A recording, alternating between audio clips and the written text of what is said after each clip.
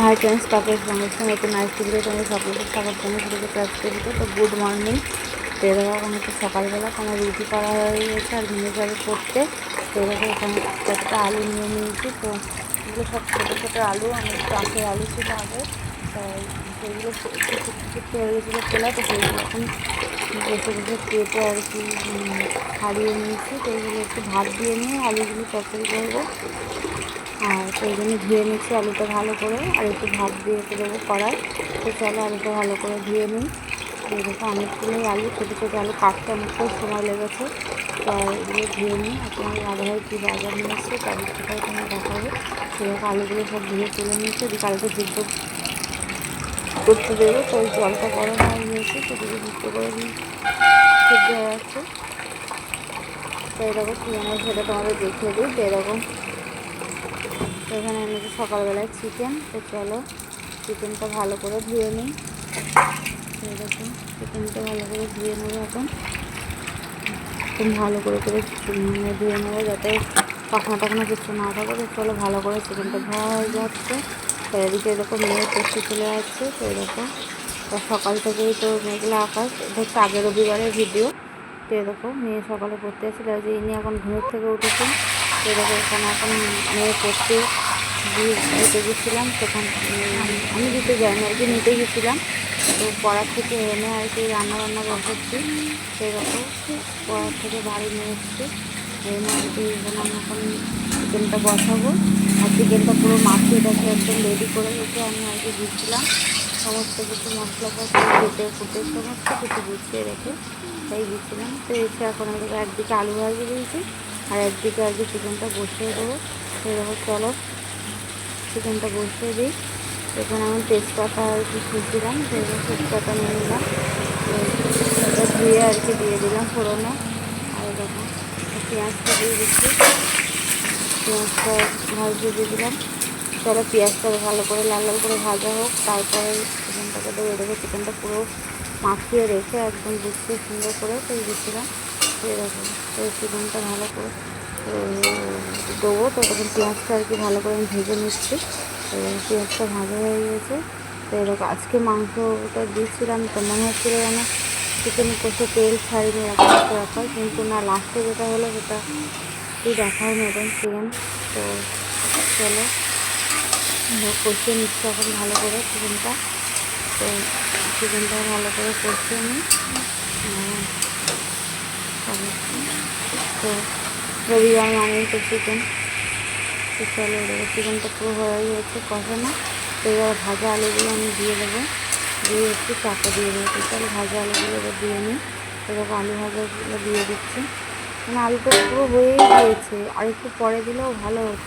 তাহলে আমার আবার একটু মনে কেমন কেমন হয় যে আলুটা একটু দিয়ে দিই, ভিতরটা যেন ভালো করে গলে যায়। তো চলো এরকম ফুটে গিয়েছে, এরকম আলু আর আলুগুলো এতেই গলে গিয়েছে। তো এরপর আমি কী করেছিলাম, আলুগুলো তুলে নেবো একটু পরে।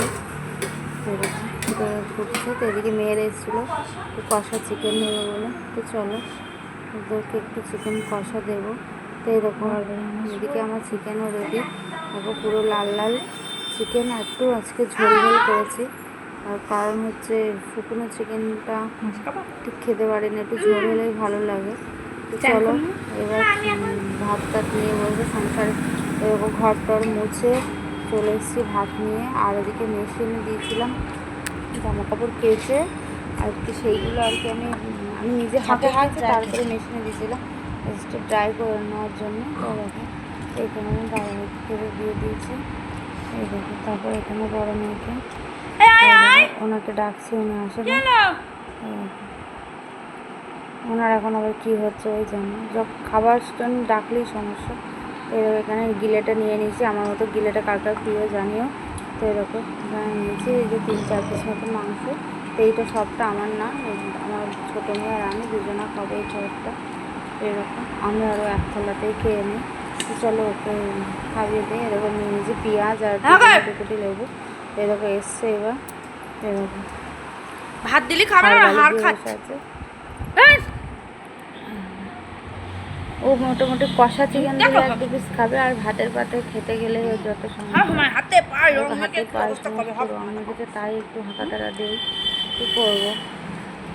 এরকম মুখটা দেখো অবস্থা। তো এরকম খুব খিদেও লেগেছে, অনেকটা বেলা হয়েছে, প্রায় 3টে বেজে গেছে।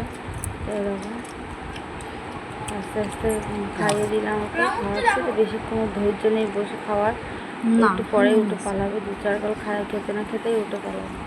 তো এরকম ওকেও খাওয়াচ্ছি, আমিও খাচ্ছি, এইভাবেই চলে। আর আলাদা করে ওকে খাওয়ানোর, আমার জন্য আলাদা নেওয়ার আর এনার্জি আমার নেই। চলো খাইয়ে দিই ওকে আগে, তারপর আমিও।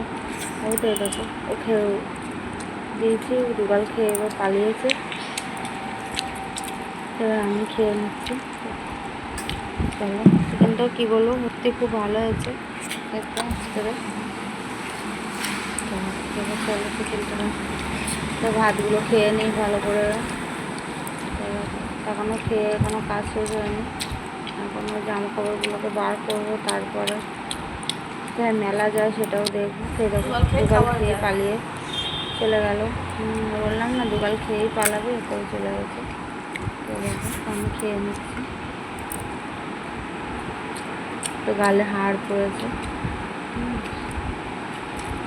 খুব অসুস্থ হয় ভাতের সঙ্গে গালে হাড় পড়লে চিকেন খাওয়ার সময়।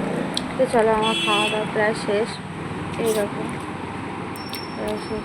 খাওয়া দাওয়া গিলেটা খেলাম।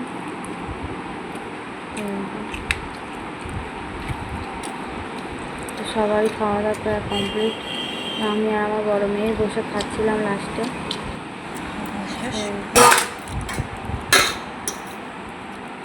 আমি সব কুটনো কাটনা তুলে গুছিয়ে নিচ্ছি, মেয়েটা পেরে নেবো।